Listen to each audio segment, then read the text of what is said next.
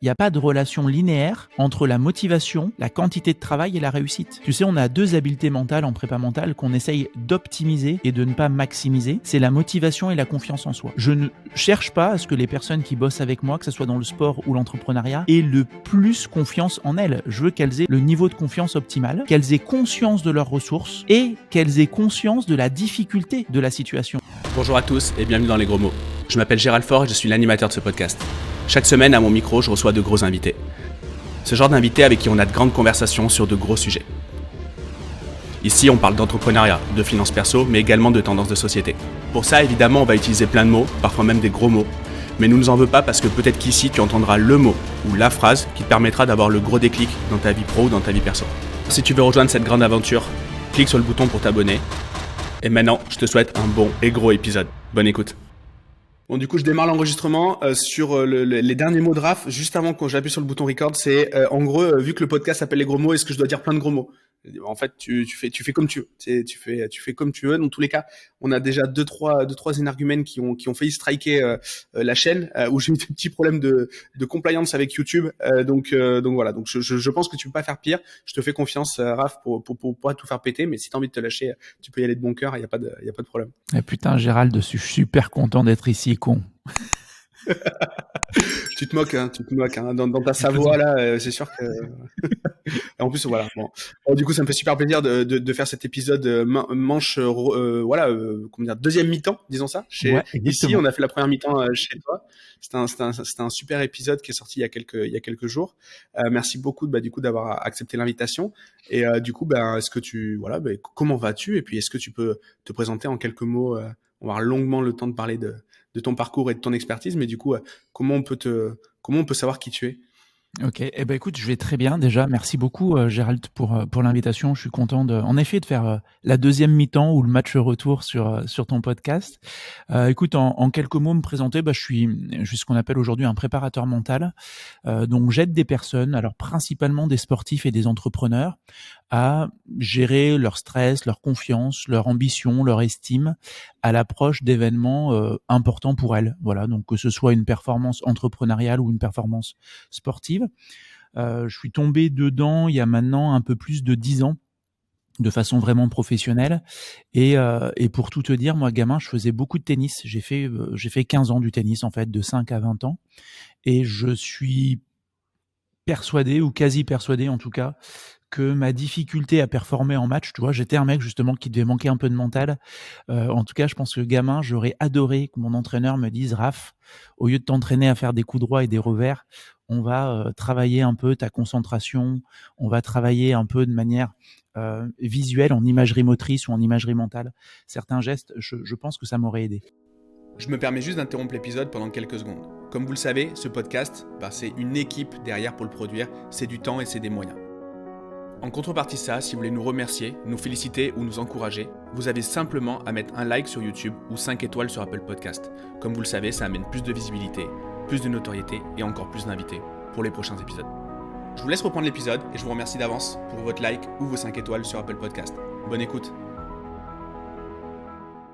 Ok, hyper clair.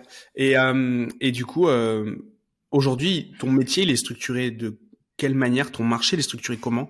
S'il y a plein de gens qui font de l'accompagnement lié à la performance de manière générale, toi, tu te situes où? Du coup, tu parlais d'entrepreneurs, tu parlais de sportifs. Déjà, est-ce qu'il y a des points, est-ce que tu remarques des patterns communs entre ces deux profils de personnes? Et comment tu te situes par rapport à toute cette offre? Parce que quand on est loin de toutes ces notions d'état d'esprit, de coaching, etc., il y a beaucoup de monde et du coup, on sait pas trop par où commencer, dans quel cas tel coach pourrait être plus apte à nous aider ou dans quel cas il ne le serait pas. Je sais pas. Est-ce que tu peux nous débunker un peu tout ça, nous expliquer un peu tout ça? Ouais. Écoute, c'est un vaste sujet. C'est un vaste sujet.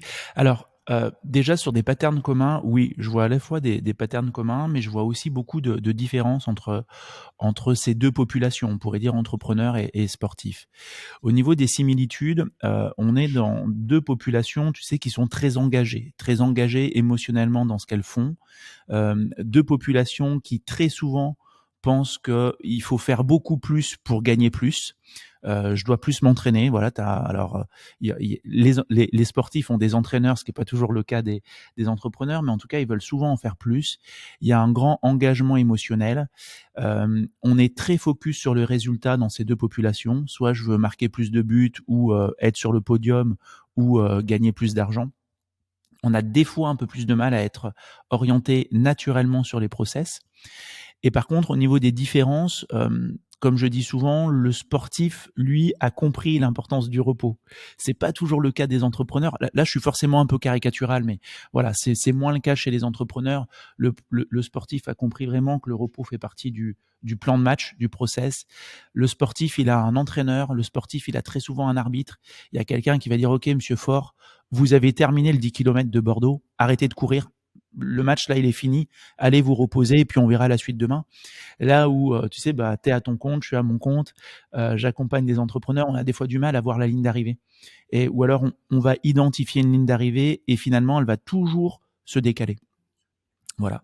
Donc ça va être un peu sur ces deux populations. De fuite en avant, j'ai un peu l'impression. Dans Ouais, l'entrepreneuriat, on clairement. peut vite se faire, créer une espèce de boule de neige et se faire écraser par cette propre boule. En fait, c'est vrai qu'on s'autorise pas le fait de ralentir. Ouais, bah, exactement, exactement. Des fois, tu es pris, c'est ça là, moi j'aime beaucoup cette image de boule de neige que tu as envie de faire grossir au départ. Tu as vraiment envie de la faire grossir et puis il peut arriver un moment, il y a 2 choses, soit tu te rends pas compte qu'elle est devenue énorme et tellement plus grosse que tes ambitions de départ, soit à un moment tu aurais envie de la faire un petit peu réduire, tu vois? Tu voudrais qu'elle fonde un peu mais tout le monde n'a pas cette capacité. Alors quand je dis: «On a envie de la faire fondre», ça veut pas dire qu'on veut être moins ambitieux, ça veut dire que avec le temps, moi je le constate avec certains entrepreneurs, ils prennent conscience aussi de l'importance d'autres choses.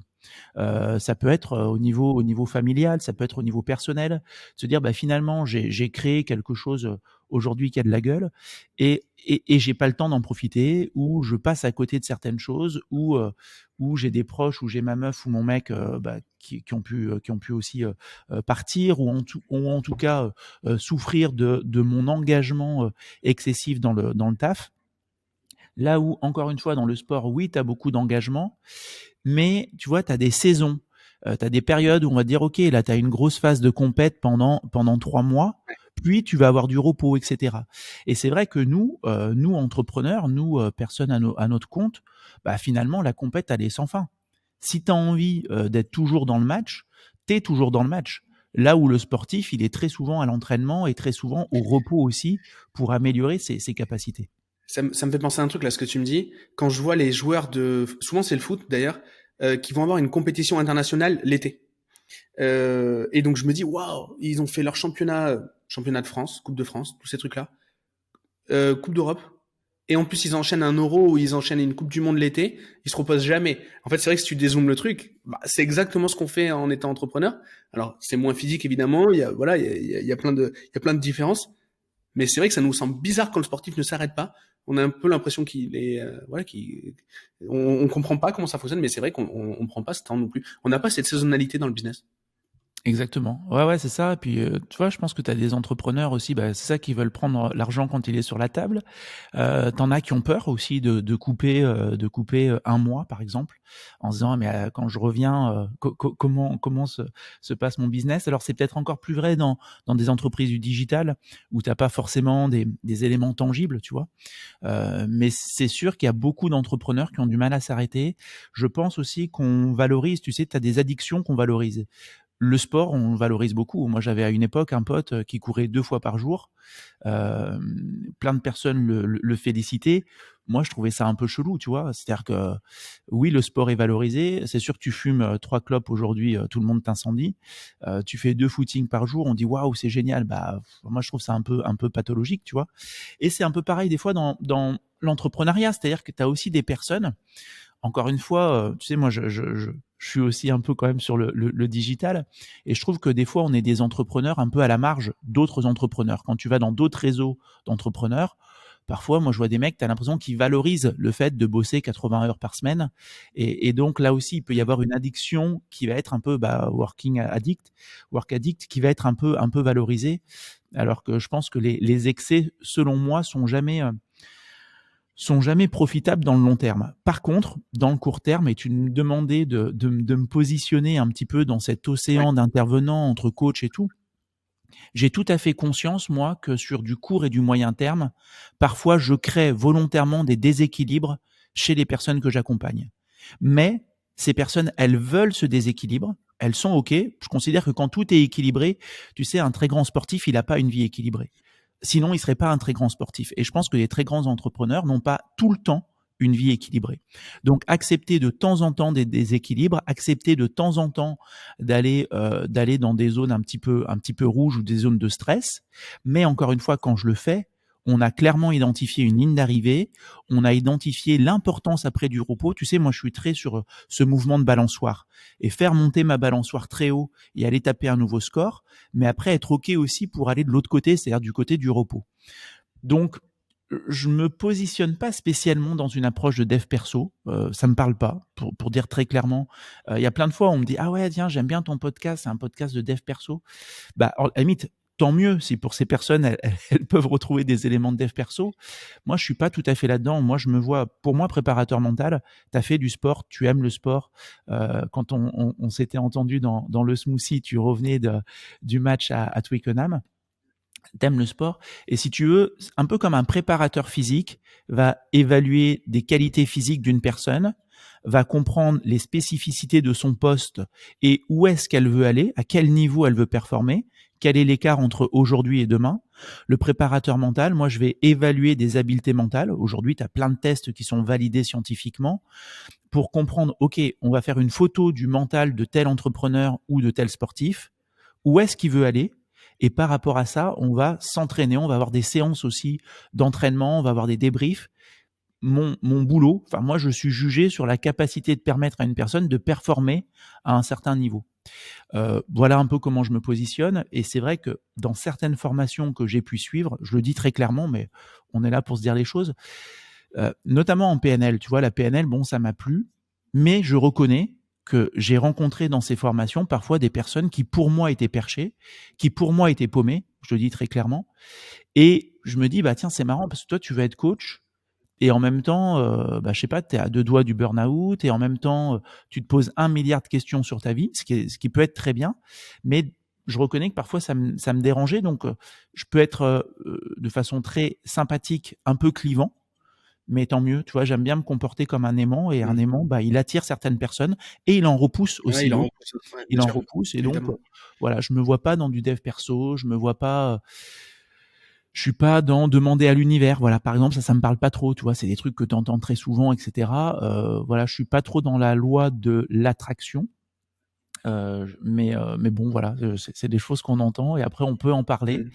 Mmh. Je suis très à l'écoute du déclaratif. Je peux tout entendre des personnes que je prépare. Par contre, je suis après très relou sur, OK, on avait dit ça, où est-ce qu'on en est par rapport à ça? Qu'est-ce qu'on a mis en place? Et si on a fait que le tiers de ce qui a été dit, il y a pas de problème, c'est peut-être juste un feedback à prendre en compte et à comprendre que finalement, il y a peut-être un écart entre ce qu'on déclare et ce qu'on déclame à tout le monde et ce qu'on veut réellement. Donc là aussi, tu as plusieurs Mmh. outils pour voir est-ce qu'on est vraiment, on pourrait dire, aligné avec les objectifs, est-ce qu'on est gainé avec les objectifs qu'on annonce, ou est-ce que c'est des objectifs qui nous parlent parce qu'on les entend chez le voisin, parce que ça fait Ouais. classe de dire ça, etc. Ouais, c'est hyper clair et je suis hyper d'accord avec toi sur ce marché en fait où on mélange un peu tout.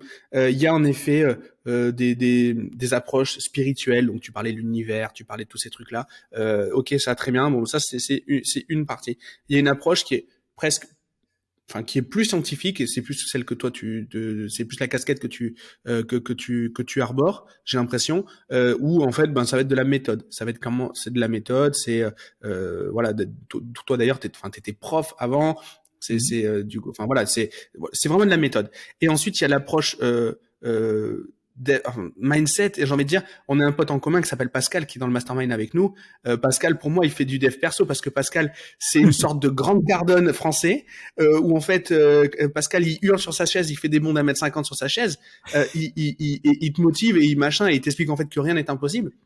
il est pas du tout perché, hein, Pascal. Hein. Ouais, Pascal, il est très terre on à est terre, machin, etc. Et pourtant, très c'est pas pragmatique. son métier, mais quand il fout des coups de pompe au cul, c'est des coups de pompe de 25 joules, et du coup, forcément, ça te fait décoller, quoi.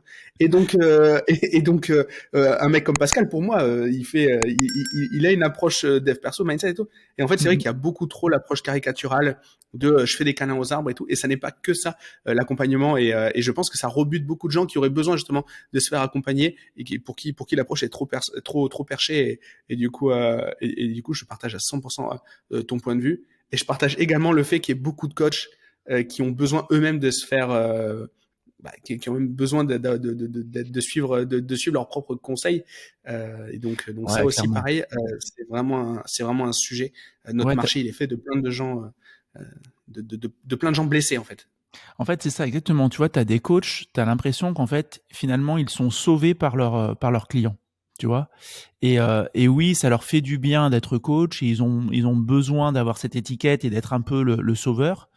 Mais en fait, c'est eux qui doivent être sauvés dans un premier temps, je trouve. Et après, ouais, concernant Pascal, le pote en commun, je te rejoins. Et il sera bientôt dans le smoothie aussi. Euh, il est hyper pragmatique, tu vois. Il est hyper pragmatique. Il a des résultats. Euh, euh, il peut tout à fait être inspirant. Il peut être inspirant pour plein de gens et ça, je le comprends. Et juste par rapport à ce que tu disais, ouais, tu as raison, j'en ai pas parlé là, mais ouais, j'ai été prof et je gère encore un DU aujourd'hui, gère un diplôme universitaire. Et sur le côté, tu vois, pas perché, si on parle typiquement de motivation, on entend beaucoup parler de mindset.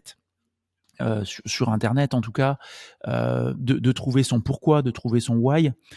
Typiquement, moi, une approche qui me plaît beaucoup sur la motivation, c'est de comprendre que on fonctionne pas tous pareil au niveau de la motivation. Tu as des personnes qui vont avoir ce qu'on appelle une motivation appétitive, qui vont se mettre en mouvement parce qu'elles ont de l'appétit pour aller en haut de la montagne, et d'autres ont plutôt une motivation aversive. Ça, c'est les neurosciences qui nous le disent, c'est-à-dire que tu en as qui vont être motivés pour se mettre en mouvement parce que c'est la merde dans la vallée. Et donc, dans les deux cas, tu vas avoir deux personnes qui montent la montagne, sauf qu'il y en a un qui monte parce qu'il veut aller voir en haut et qu'il a de l'appétit pour ça, et il y en a un qui monte parce qu'il Mm. veut fuir les problèmes. Et donc, typiquement, si tu es juste sur une méthode globale, le problème des fois pour moi du dev perso, c'est de donner une sorte de recette qui serait bonne pour tout le monde. Mais en fait, si toi, tu as une motivation appétitive et que moi, j'ai une motivation aversive, on n'est pas du tout motivé par les mêmes trucs. Moi, je vais être motivé quand j'ai un problème derrière moi et là, je me dis, oh putain, ça devient vraiment la merde. Il faut que je me mette en mouvement. Là où l'autre, il est motivé parce que tu lui dis que devant, c'est cool. Et tu sais, c'est un peu la carotte et le bâton. Alors peut-être qu'il faut des fois, avec certains, utiliser un peu des deux. Mais il y en a, ils sont motivés que par la carotte et d'une certaine façon, il y en a, enfin, c'est une métaphore, bien entendu, mais qui seraient motivés que par le problème, entre guillemets, symbolisé par le Mm. bâton avec l'âne, quoi. Et t'en as beaucoup qui disent qu'ils ont besoin de se péter la gueule pour. Ils sont bons que quand ça va mal, en fait. C'est ça. Là, plutôt Enfin, motivation aversive. ouais, du coup, et et il y en a d'autres qui sont paralysés quand ça va mal. Du coup, pour qui c'est pas du tout le cas, et donc du coup, c'est plus dans Exactement. l'autre sens. Mais là, Ouais. c'est très vrai. Et du coup, tout à l'heure, je voulais te poser une question que tu parlais justement de la culture des work alcooliques, enfin des gens. Work addict, ouais. Est-ce que tu penses que c'est plus workaholic, ouais, pardon. Est-ce que tu penses que c'est plus culturel en mode je m'identifie comme quelqu'un qui travaille beaucoup, ou est-ce que c'est plus culturel d'après toi? Alors évidemment là on fait des grandes généralités, mais est-ce que c'est plus culturel en mode si tout le monde le fait donc je le fais, si je le fais pas je suis isolé du groupe, c'est comme ça que ça fonctionne, il n'y a pas d'autres possibilités? Pour toi c'est quoi la grande Écoute, étiquette des gens que tu rencontres? ouais, exactement. Bah écoute, en effet, on reste forcément généraliste, on va le dire. Euh, pour moi, on est dans quelque chose de conjoncturel. C'est-à-dire aujourd'hui, ceux que je vois qui travaillent le plus sont des personnes qui ont moins de 35 ans. J'interviens aussi dans l'écosystème startup. Euh, tous ceux qui sont au taquet sur le côté startup, j'en ai pas beaucoup vu de 55 ans et qui passent leur vie au bureau. Là où des personnes plus jeunes, mais parce que conjoncturellement à ce moment-là, bah, c'est peut-être pas des personnes qui ont encore envie d'avoir leur premier enfant ou qui s'ouvrent à d'autres choses, et elles sont dans ce momentum où tu as à la fois encore plein d'énergie. Tu sais, j'ai écouté l'autre fois aussi un neuroscientifique qui disait en fait, alors lui parlait là notamment des gars au niveau des hormones, il disait mais un ado et un adolescent, tu sais, le terme adolescent maintenant c'est une tranche encore un peu après l'adolescence, mais avant vraiment le fait d'être posé et d'être le daron du coin. Il dit en fait c'est une voiture qui a un très gros moteur mais qui a très peu de frein. Et je pense que en fait, t'as pas mal de start-upers, de personnes qui sortent de leurs études à 25 ans et qui ont envie de tout arracher à ce moment-là. Et quand tu discutes avec d'autres entrepreneurs 10-15 ans plus tard, certains te disent bah ouais, à un moment je voulais faire beaucoup plus, à un moment. Et alors je voudrais pas faire une mauvaise comparaison, mais tu sais justement dans le smoothie, tu me disais aussi, alors toi ça avait été lié aussi à un souci externe, mais te dire bah finalement à un moment peut-être que je peux avoir un peu moins ou développer un peu moins, que ça peut être tout aussi cool. Bah ça en tout cas c'est des choses que j'entends très souvent. Ouais, moins mais mieux. Ouais, c'est exactement ça. Exactement, exactement. Mm. Ouais. Non, non, c'est clair. Et du coup, est-ce que tu remarques aussi la même chose chez les sportifs? C'est plus délicat parce qu'en fait, il y a quand même une carrière qui s'arrête plus tôt. Exactement. Mais on voit des carrières de sportifs qui se bonifient passé la trentaine. Est-ce que toi, tu le remarques aussi? On le voit par rapport aux résultats, mais est-ce que tu le remarques aussi par rapport à la prépa mentale? Est-ce que du coup, il y a une vraie causalité? Ouais, ouais, ouais, je le remarque, tu as tout à fait raison. Alors, tu as raison sur 2 points. En effet, la carrière est plus courte et donc tu peux avoir ce besoin de dire de toute façon c'est vraiment maintenant, c'est maintenant et en effet ça pourra pas être dans 5 ans. Là j'ai le cas avec une athlète qui prépare les Jeux Olympiques, qui a 37 ans et qui est dans l'équipe de France d'athlètes donc sur la partie marathon. Bon bah 37 ans, voilà c'est pas vieux dans la vie d'une personne et en même temps elle te dit bon bah je suis vraiment pas sûr. Bon d'une c'est pas encore certain qu'elle soit sélectionnée et de deux bah c'est absolument pas certain qu'elle puisse encore performer dans 4 ans pour les prochains Jeux Hmm. Olympiques. Donc il y a un peu cette urgence. Et après oui je te rejoins, on a plein d'exemples de sportifs et de sportives qui sont finalement meilleurs, bah, typiquement une fois qu'ils sont parents. Et tu sais, j'ai toujours en tête cet article de Marie Dorin qui faisait beaucoup de biathlon et qui disait, elle a performé, elle a eu des médailles olympiques, etc. Elle disait, bah finalement, une fois que j'ai été maman, j'ai été meilleure, tout simplement parce qu'avant, quand je perdais, cette défaite, elle pouvait me manger le cerveau pendant 4-5 jours. Une fois que j'ai été maman, quand je perdais, parfois quand ma fille était avec moi en déplacement avec son chéri, dit bah finalement 10 minutes après j'avais ma fille dans les bras et je passais beaucoup plus vite à autre chose. Le sport avait moins d'importance. En ayant moins d'enjeux dans ma vie, bah, tu mets aussi moins de stress, moins d'énergie, et les choses peuvent se faire avec plus de fluidité. Et tu vois, je fais partie de ces PM qui sont de ces préparateurs mentaux qui sont vraiment convaincus qu'il faut trouver un équilibre entre le focus et le double ou triple projet. C'est-à-dire, oui, il est important d'être focus pour performer. Donc moi, je conseille aux personnes d'être 100% focus sur ce qu'elles font. Et quand je bosse avec un footeux, bah, sois focus sur tes 2 heures d'entraînement, mais vraiment, et on travaille d'une certaine façon. Et on a après ou avant, en plus, des exercices pour bien se mettre dans le bon état d'esprit. Par contre, ne sois pas footballeur 24 heures sur 24. Ouvre-toi à d'autres choses à côté. On parlait tout à l'heure avant d'enregistrer de l'art, par exemple, ou pour certains, ça peut être, je sais pas moi, bon, enfin, la musique est aussi un art, ou d'investir dans des boîtes ou autre. Mais soit footballeur ou soit entrepreneur, peut-être 6 heures par jour, peut-être 7 heures. Mais par contre, le reste du temps, trouve des moyens pour couper. Et donc, je pense que le fait de se bonifier avec le temps pour certains sportifs, c'est justement d'arriver à laisser le sport dans une place qui lui appartient, où je suis à fond quand je m'entraîne. Par contre, j'arrive à trouver une respiration en dehors, j'arrive à trouver un peu de recul et donc plus de lucidité, un engagement émotionnel plus sain et finalement, bah, je performe plus. Et comment on transpose ça à l'entrepreneuriat du coup? Parce que c'est vrai qu'il y a le grand dogme du focus, projet, voilà, toute sa vie, tout son focus dans son projet. Donc du coup, moi je suis assez d'accord avec toi. Et d'ailleurs, moi ça m'a beaucoup complexé le fait de ne jamais atteindre ce niveau de focus parce que dans les bouquins, je l'ai dit souvent d'ailleurs, mais dans les bouquins, tu lis toutes les biographies des mecs qui ont voilà, qui sont cités en fin de podcast très souvent d'ailleurs. Qu'est-ce que tu recommandes comme bouquin? Ben Steve Jobs, machin, truc, ok. Steve Jobs, quelle est la clé de sa réussite? Ben c'est le focus. Ok, d'accord. Donc vu que j'ai pas de focus, j'aurai pas de réussite. Et d'ailleurs la réussite, on va en parler longuement après parce que on voulait angler le podcast là-dessus, on va avoir le temps d'en parler. Mais et donc du coup, il y a ce grand dogme du focus. Tu nous dis que c'est pas forcément le mieux. Donc comment on peut gérer ça? Comment toi tu vois Comment tu vois le split entre ces différents niveaux de focus, justement, Ouais, qui ouais. sont nécessaires? En tout cas, pour moi, le focus est capital. Le focus est capital, mais pas H24. C'est-à-dire d'être à fond dans ce qu'on fait quand on le fait, mais arriver à comprendre Mmh. l'intérêt et l'importance de se régénérer. C'est un peu ce qu'on disait tout à l'heure sur l'importance du repos. En fait, le repos fait partie du process. Et donc, un entrepreneur peut très bien être focus 4 heures par jour, 6 heures par jour.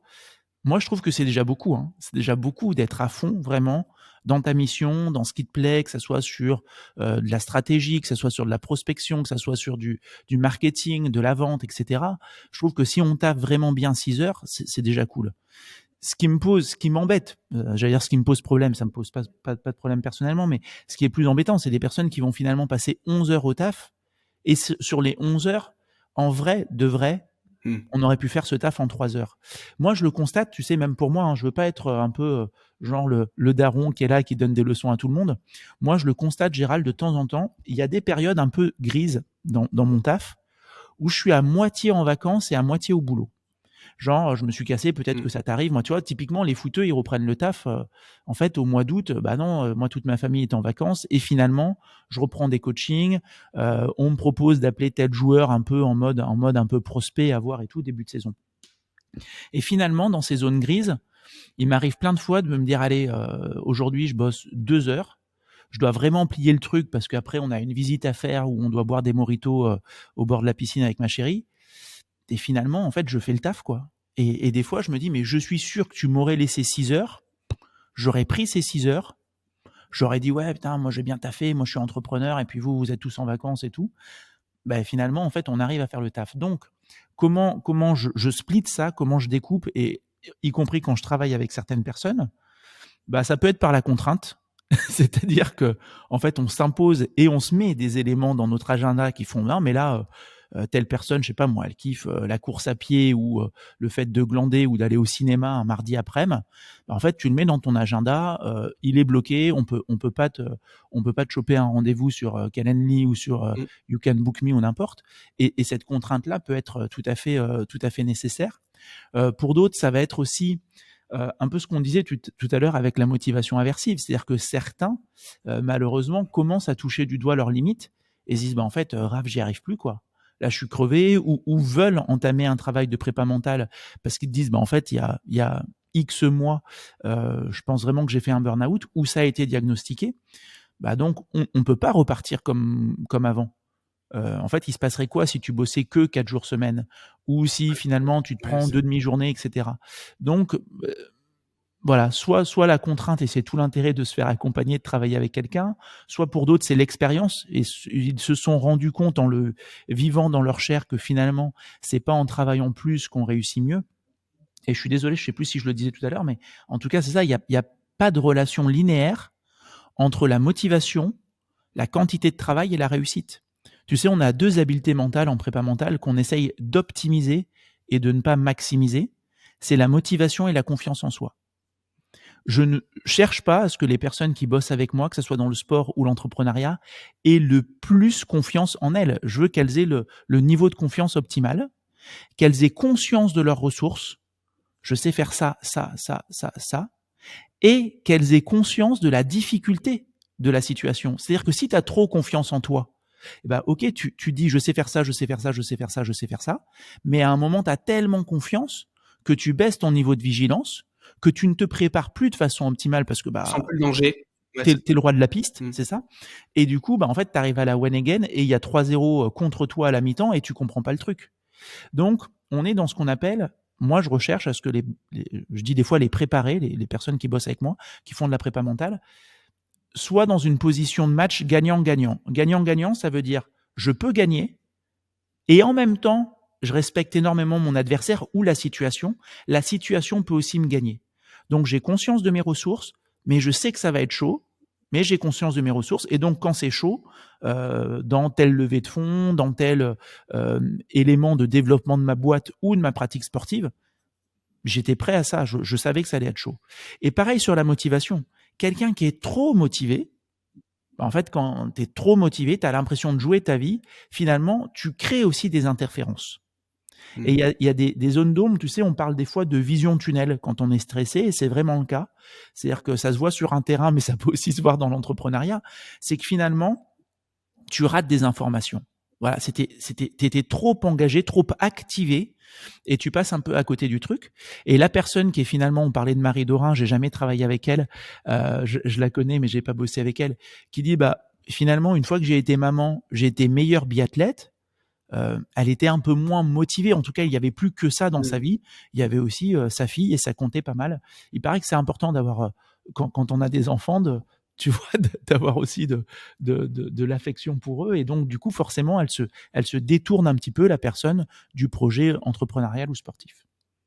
Je vois à 100% ce que tu dis, ça me parle beaucoup, même à titre perso, parce que c'est vrai que l'arrivée de mes enfants, il y en a beaucoup qui disent, ouais, moi ça m'a permis de me rendre compte que j'avais plus le droit de me louper, tu vois, en mode pression, mauvaise pression. Moi, au contraire, c'était pas du tout ça. C'est en mode, je sais que ça bande mes journées déjà physiquement, matériellement, à 9h du mat, 18h, je peux pas faire plus parce que ben simplement on va pas laisser à l'école. Donc c'est très bien. Et en plus de ça, ouais, ça fait un. Moi, j'ai pas vu ça comme une pression négative, mais comme des bornes. Et je pense qu'en effet, depuis que j'ai eu mon fils et d'autant plus après quand j'ai eu ma fille, je pense que j'ai renoué avec la performance et le ouais et du coup la priorisation de mes projets, du moins. Ça m'a permis de faire ça, donc ça me parle beaucoup. Depuis tout à l'heure, donc on a abordé le travail, on a abordé la motivation, et puis le troisième élément du triptyque, tu disais, c'est la réussite, et c'est pas, voilà, il n'y a pas forcément de corrélation entre les trois, mais c'est trois éléments à prendre en compte.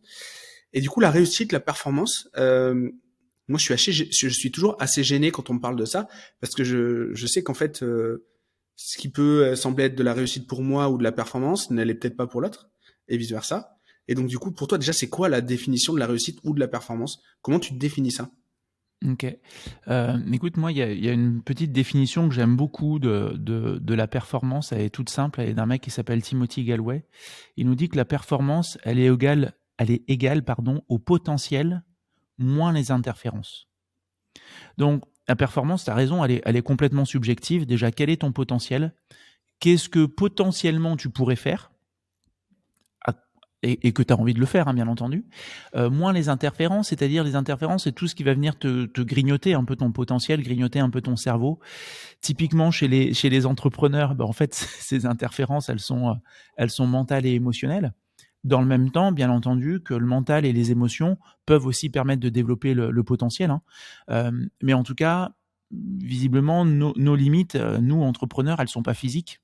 Elles sont pas physiques, elles sont pas techniques. C'est-à-dire que si tu sais pas faire un truc, finalement, tu peux très bien le déléguer. Hein, c'est un peu le but du jeu. Et donc voilà, moi, performance égale potentiel moins les interférences, ça me parle beaucoup.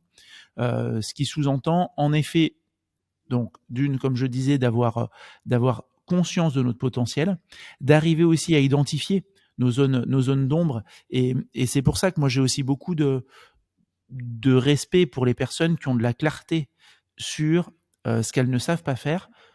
Et dans le même temps, mon boulot, bien souvent, c'est aussi d'arriver à éclairer ce qu'elles savent faire, parce que, tu sais, on est finalement assez bon pour se rendre compte de tout ce qui nous manque, de tout ce qu'on n'arrive pas à bien réaliser. On a beaucoup plus de mal pour avoir de la clarté sur, OK, là-dessus, je suis très très bon, tu vois. Dans ce petit périmètre, je suis très bon, voire je suis excellent. Encore une fois, ça ne veut pas dire que j'arrive à tout faire, mais avoir de la clarté là-dessus, je pense que c'est important. Et après, d'être OK pour déléguer. Et justement, est-ce que la performance, c'est toujours un moteur ou ça peut être aussi un frein? Ou du moins la réussite. Est-ce que la réussite peut faire peur? Est-ce que tu te rends compte, notamment, je sais pas, du sabotage? Moi, j'ai l'impression qu'autour de moi, il y a des gens qui se sabotent dès qu'ils commencent à réussir un truc, ils se sabotent. Et donc, du coup, est-ce que toi, c'est des patterns que tu revois également?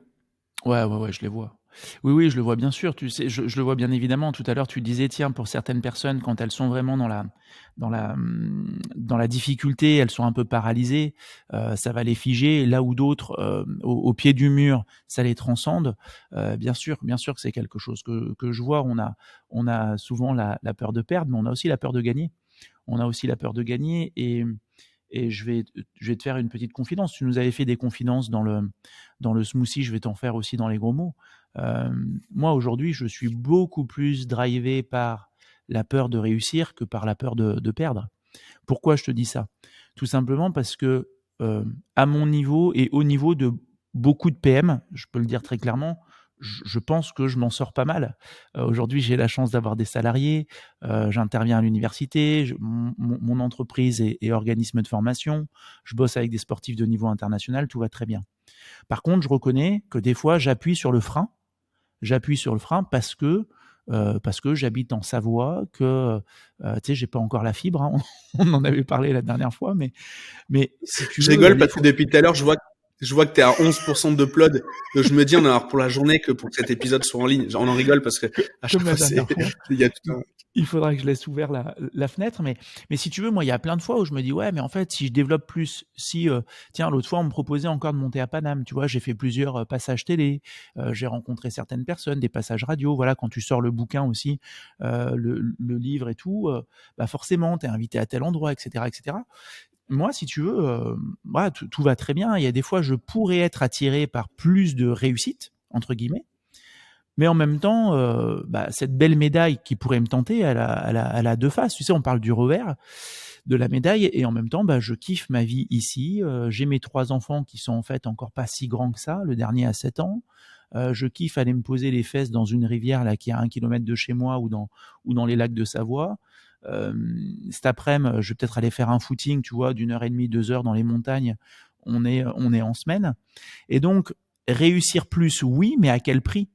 Et donc, si j'ai moins de temps pour moi, si je dois être plus souvent en déplacement, même si ma boîte à la fin de l'année fait X de plus, finalement, est-ce que ça vaut le coup? Donc, bon, je veux pas trop te parler de moi, c'est pas le but du jeu, mais ce que je veux dire, c'est que je pense qu'il est important aussi d'identifier jusqu'où on veut aller. Tu sais, je dis toujours, fixe le prix, paye le prix. Quel est le prix de ton Oui. objectif? Et moi, je suis prêt à payer le prix de ma liberté, de ma tranquillité, et de me dire, bah, finalement, cette année, j'ai fait que X.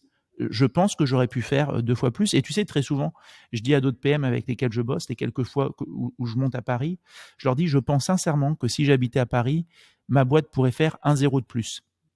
Quand tu vois les opportunités, les rencontres que tu peux avoir. J'étais dans un incubateur l'autre fois de start-up, etc.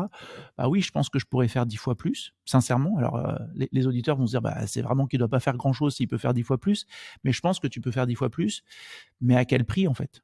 À quel prix? Et aujourd'hui, j'ai pas du tout envie de payer ce prix-là, tu vois. Donc voilà, donc la peur de réussir peut aussi freiner. C'est là où, ouais, je n'utiliserais pas le mot peur de réussir, je dirais plus, je serais plus aligné. Je sais pas, c'est vraiment une peur de réussir. Ouais, C'est plutôt une réussite sous contrainte. Enfin, sous contrainte, sous condition, du moins. ouais, c'est ça, c'est ça. Oui, enfin, je redisais peur parce que je crois que tu me demandais la Mm. peur d'échouer parfois. Mais ouais, t'as raison. Enfin, encore une fois, moi, je suis très sensible au double ou au triple projet. Et donc, du coup, j'essaye de voir un peu, de cocher un peu, on pourrait dire presque toutes les cases, ayant conscience qu'il n'y a pas que ma boîte dans ma vie qui m'apporte euh, une stabilité, du bien-être, etc. Bah, c'est sûr que j'ai envie de Mm. passer X temps avec mes enfants, avec ma femme, seul aussi, ça compte aussi beaucoup ce temps-là. Et du coup, c'est ça, je suis pas prêt à payer le prix d'une plus grande réussite entrepreneuriale. J'aime bien me poser la question, alors elle est pas de moi, hein, mais aujourd'hui là, donc tu gravites dans plusieurs industries à travers ton expertise, donc le sport, les startups, les entrepreneurs qui ne sont pas forcément en startup, etc. Comment, au final, aujourd'hui, tu te formes encore, comment tu progresses et comment tu sais t'adapter aux différents profils que tu as en face de toi? Est-ce qu'il y a un vrai enjeu dans ton business ou est-ce que la préparation mentale, ça s'adapte de manière générale à tout le monde? Ok. Alors comment je me forme et comment je m'adapte? Il y a plusieurs choses. C'est-à-dire que bah, je fais encore des formations. Je suis encore des formations. Tu vois, là, j'avais pris une formation il y a quelque temps en neurosciences faite par l'Arche, qui est un institut de formation. Après, j'ai la chance de gérer le DU et donc le DU, pardon, diplôme universitaire de préparation mentale intégrée de Poitiers. Du coup, dans ce DU, moi, j'en suis le responsable pédagogique. Nicolas Epinou est le responsable logistique du DU. Dans ce DU, j'ai pu choisir, on va dire, 80-85% des intervenants. On a des spécialistes de cohérence cardiaque, des spécialistes de yoga, d'hypnose, de pleine conscience, d'équi-coaching. On a une dame qui nous fait de l'équi-coaching aussi. En fait, ces personnes, elles continuent de me former, on va dire, in situ. Et puis, il y a un autre point qui me permet de me former et de me développer. Tu sais, mes 2 premières années d'activité, j'avais pris le choix, j'avais pris la décision de bosser bénévolement. Donc je démarchais, des sportifs, je démarchais des agents, je démarchais des directeurs sportifs en disant: «Voilà, moi je voudrais bosser avec certaines personnes, voilà la formation que j'ai aujourd'hui.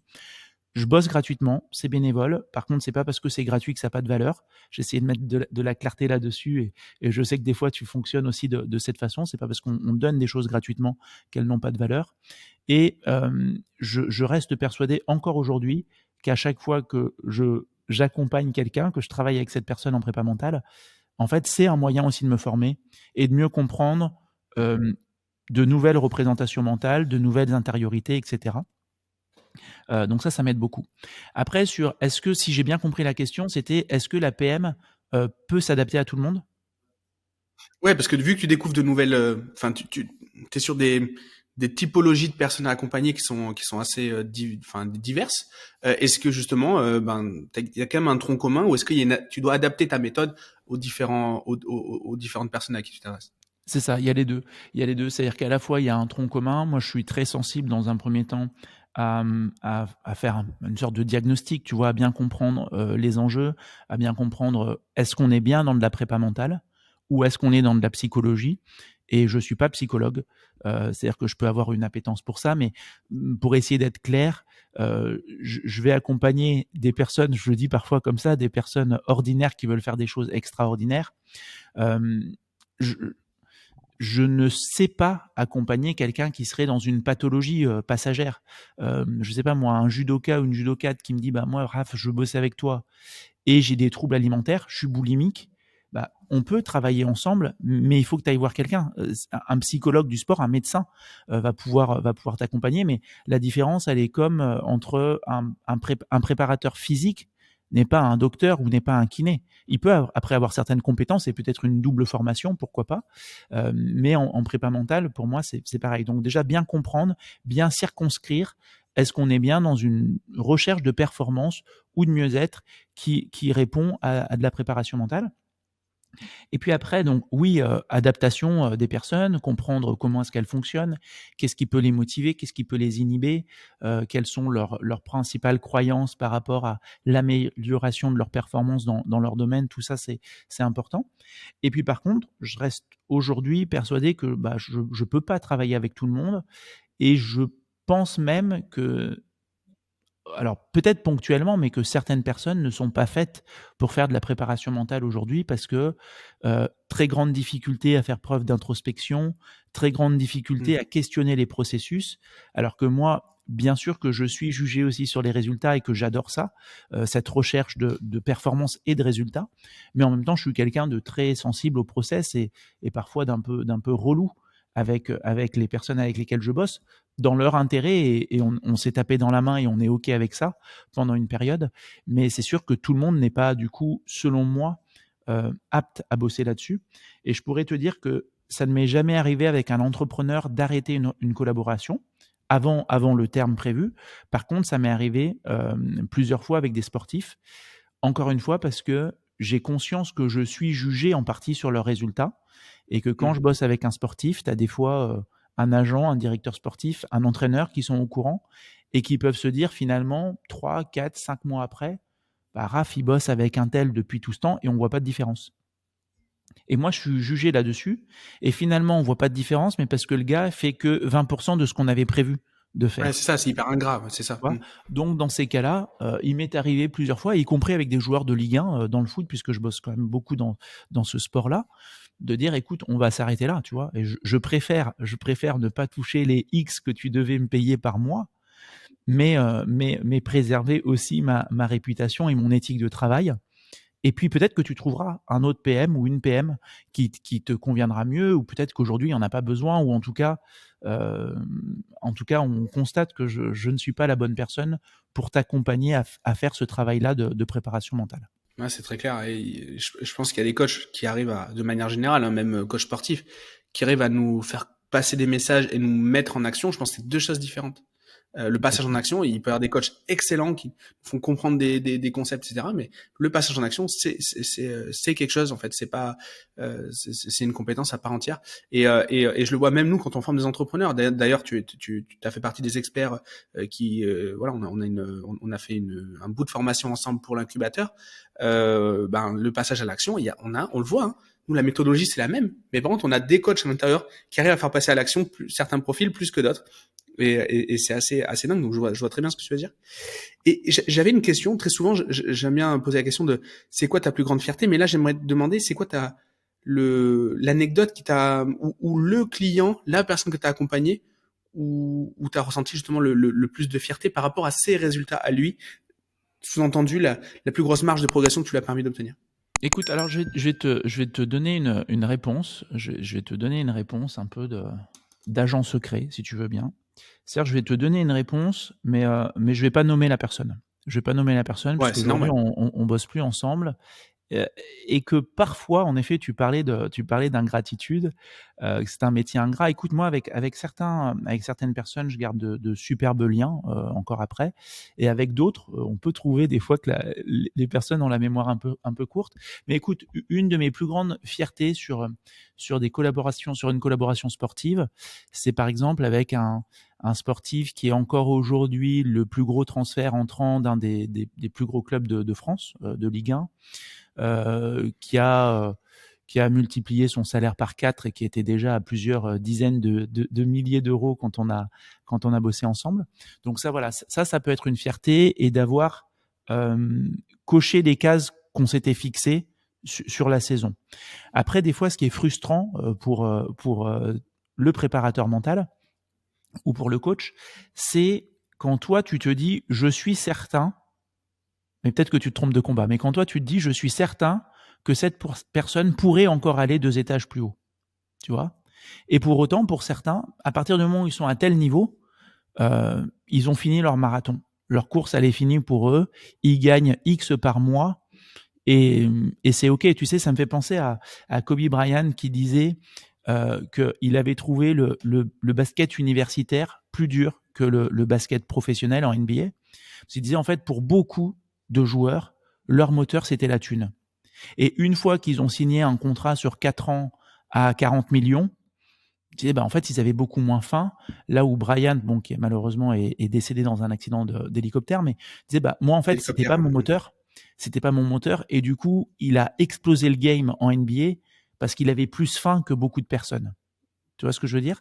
Et donc voilà, là du coup, je t'ai partagé à la fois une fierté et une frustration.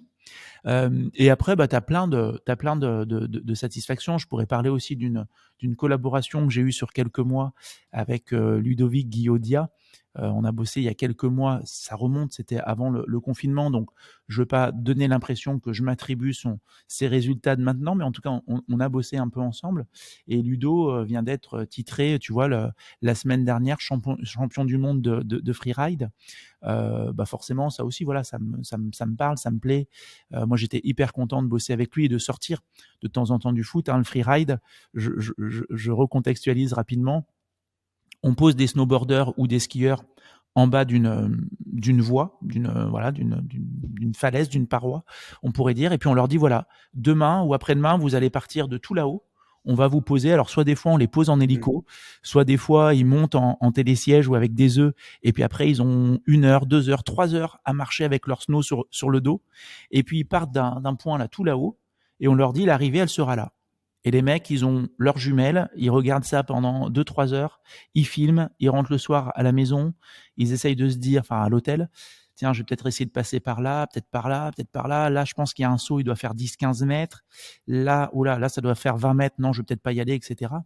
Et je trouve que c'est génial aussi de bosser avec ces personnes parce que tu vois là toute l'importance de la préparation, toute l'importance de la visualisation, essayer de s'imaginer demain, ça sera comment quand je serai là dans cette paroi avec des endroits où la pente elle est à 70%. Et voilà, donc ça aussi, ça peut être une toute petite fierté de se dire, tiens, c'est cool d'avoir taffé quelque temps avec tel ou tel athlète, quoi. Ouais, top. Là, pour le coup de la visualisation, on l'imagine pleinement. C'est un peu comme les pilotes quand tu m'as parlé de ça, j'imaginais un peu les pilotes de F1 aussi. Ouais, Qui vont faire qui vont marcher autour de la piste et qui ensuite après vont connaître la piste par cœur et vont répéter les virages au fond de leur lit. Non, ça me parle beaucoup, c'est hyper intéressant.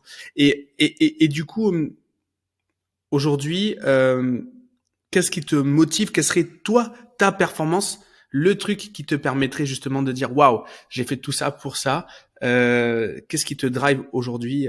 Si on ramène ça à la performance, évidemment, tu nous parlais de ta notion de liberté, on sait que c'est important, mais mettons le doigt sur la performance.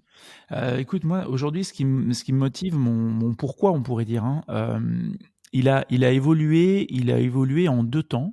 J'en parle un petit peu dans le livre. En fait, il a évolué de 2 façons.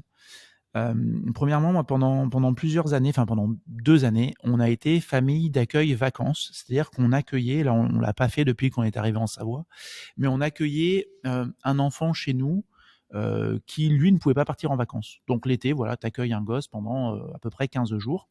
Tu es même pas obligé de partir en vacances. Le simple fait que cet enfant, bah, sorte un petit peu de chez lui pendant un temps, lui fait du bien, c'est cool. Tu fais une après-midi, tu fais de la confiture, le lendemain tu l'emmènes à la piscine et la fois d'après tu fais un tennis et en fait c'est cool pour tout le monde. Et en gros, premier truc, c'est que cet enfant, en gros, on a compris que bah, parfois cet enfant, c'était une fille, cette fille était parfois tapée à la maison. Bon, ça a été un premier point. Alors, je t'emmène un peu loin, excuse-moi, pour te parler de la performance, mais Non, non, pas il y a eu de- ça. mes Et parents étaient puis, famille d'accueil à la DAS, hein, donc je connais très bien ce genre de situation. donc ça te parle. Et Ouais. après, si tu veux, il y a eu le deuxième temps, ça a été le premier confinement. Premier confinement où j'étais donc forcément à la maison avec les 3 enfants. Je dis parfois en rigolant que à l'époque, je me disais que je voulais faire de la prépa mentale pour bosser avec Mbappé, mais finalement, je me suis dit: «La prépa mentale, elle me sert surtout à supporter mes 3 enfants quand on est confinés». Mais en fait, tu vois, ça se passait très bien. Je veux dire, on avait, une maison, un jardin, la rivière pas très loin. Moi, ça a été une très, très bonne période et assez régulièrement, quand j'écoutais les infos à la radio, finalement, on entendait la hausse des violences, notamment intrafamiliales. Et donc, l'idée n'est surtout pas de dire que je vais sauver le monde, hein, j'en suis absolument incapable, c'est pas le propos. Par contre, le petit switch que ça m'a fait avoir, c'est de me dire, en fait, j'utilise la prépa mentale aujourd'hui pour bosser avec des très bons entrepreneurs, des très bons sportifs, je gagne bien ma vie, euh, j'utilise la PM dans ma vie perso, avec mes enfants, avec ma chérie. Ma chérie, ma meuf est agrégée de lettres. Elle a utilisé aussi des outils de PM pour passer la greg. Euh, et en fait, je me dis, bah, peut-être que ça pourrait aider aussi certaines personnes, même modestement, peut-être certains patrons, peut-être certains conducteurs, peut-être voilà, des voisins, à gérer un peu mieux leurs émotions, à avoir un peu plus de sérénité dans leur perf. Tu vois, bon, j'oublie pas, même si encore une fois ça m'embête toujours parce que je crains toujours de passer pour le donneur de leçons et j'ai aussi mes travers et j'ai aussi besoin de faire pour moi de la prépa mentale. Mais tu vois, j'oublie pas quand même qu'il y a encore quelques mois, certains Français se sont battus, tu vois, dans des stations-service pour avoir 5 litres d'essence, tu vois. Et d'une certaine façon, je trouve ça triste. Bien sûr qu'il y a des problématiques économiques et tout, j'entends. Mais je me dis, putain, si on savait un peu mieux gérer nos émotions, si on arrivait à un peu plus relativiser et peut-être à plus faire de vélo, bon là je plaisante sur le vélo, mais voilà, en tout cas, si tu veux, aujourd'hui, l'un des trucs qui me guide beaucoup et qui me donne beaucoup d'énergie, c'est de me dire, en fait, je veux permettre à des personnes qui sont aujourd'hui loin de la préparation mentale, parce qu'elles imaginent que c'est que pour des superbes sportifs ou des superbes entrepreneurs, de leur dire, bah, finalement, moi aussi, j'ai des défis, moi aussi, j'ai des trucs qui viennent un peu du poil à gratter, qui viennent, des fois, on parle de comportements un peu allergiques, qui viennent déclencher chez moi certaines réponses émotionnelles, comportementales qui ne me conviennent pas. Et du coup, voilà, si j'arrive à contribuer un peu à ça, j'en suis content. Ça se manifeste comment? Depuis le confinement, bah, j'ai sorti un podcast dans lequel t'es passé et dans lequel j'interviewe parfois des personnes et très souvent, en fait, la plupart du temps, je suis tout seul et c'est des capsules de 5 à 10 minutes où on parle d'un élément de prépa mentale. Ça s'est manifesté par la sortie du bouquin avec une maison d'édition en août 2022. Et puis, ça se manifeste aussi aujourd'hui par la mise en place d'une plateforme qui coûtera quelques euros par mois, mais Mmh. dans laquelle on pourra avoir des outils pour mieux gérer son stress, peut-être mieux s'endormir, mieux se détendre, mieux se motiver, etc. Et que chacun puisse trouver, selon les bénéfices qu'il recherche, des outils, encore une fois, je te dis, pour quelques euros par mois. Et ça, tant mieux si demain, écoute, si ça parle à 10 000, à 100 000, à 300 000 personnes en France ou en francophonie, tant mieux pour ces personnes. Mmh. La Voilà ce préparation qui pourrait mentale au me quotidien, motiver, en tout cas. non, ouais, je vois. On voit vraiment l'enjeu de la prépa mentale. Donc, on a parlé des profils de haut niveau, entre guillemets, l'entrepreneur de haut niveau, le sportif de haut niveau, etc. Mais en effet, dans le quotidien, ça me parle beaucoup ce que tu dis. Et en effet, cette appli là que vous êtes en train de sortir, qui va permettre de se préparer dans les enjeux du quotidien, parce que y en a en fait. Il y a pas que il y a pas besoin de passer à la télé pour avoir besoin d'un préparateur mental, hein, clairement. Ouais, exactement, c'est Ça exactement ça. c'est clair. Non, mais c'est très clair. Merci Raph. Du coup, au niveau des liens pour te suivre, bon, on va mettre évidemment le lien du podcast, on va mettre le lien pour pouvoir aussi voir le livre et tout ça. Est-ce qu'il y a d'autres choses que tu nous conseilles d'ajouter dans les notes de cet épisode pour pouvoir suivre ton travail, suivre peut-être toi, ta vie, je sais pas. Écoute, je suis pas mal présent sur LinkedIn. En tout cas, j'essaye de l'être, LinkedIn et Insta. Donc on peut me retrouver là. En effet, si on passe par le site, il y a comme sur beaucoup de sites un formulaire où on peut m'écrire. Donc ouais, après n'hésitez pas, mais écoute, c'est déjà très sympa si les personnes découvrent le smoothie ou le livre. Le smoothie, donc c'est le nom du podcast, ou le livre, ça leur permet déjà d'en savoir pas mal, je pense, sur la préparation mentale. Et de pouvoir peut-être se préparer en effet à leurs défis aussi quotidiens, même si toi tu as une grosse communauté d'entrepreneurs aussi avec l'incubateur. Donc dans tous les cas, ça sera un plaisir si ces personnes veulent me contacter pour échanger. Ben, trop bien. J'incite tout le monde à le faire, à aller suivre les conseils de Raph et ses analyses sur LinkedIn et sur son Insta, et puis de prendre contact, évidemment. Merci beaucoup, Raph, pour ton temps. On a tourné pas mal de trucs en ce moment, entre la formation, Ouais, ouais. le podcast chez toi, le podcast chez moi. On est bon. On est souvent ensemble en ce moment. C'est toujours un plaisir, en tout cas. Merci beaucoup Pareil. d'avoir pris le temps. Merci à tous pour votre écoute. Et je vous souhaite à tous une bonne journée. À plus tard, Raph. À très bientôt. Salut. Ciao, ciao. Ça y est, l'épisode est terminé. Si tu es encore là, c'est que l'échange avec mon invité t'a certainement plu. Et la meilleure façon de le remercier, de me remercier, c'est de nous mettre un like ou un commentaire sur YouTube, ainsi que 5 étoiles sur Apple Podcast. Comme je te l'ai déjà dit, ça nous amène de la notoriété et ça nous permet d'avoir encore plus d'invités toutes les semaines à te proposer. N'hésite pas à me suivre et à me contacter sur les réseaux sociaux. Je réponds à tous les messages et je suis à ta disposition si tu veux discuter des différents sujets du podcast. J'ai plus qu'à te remercier pour ta fidélité. C'était Gérald. Bonne semaine.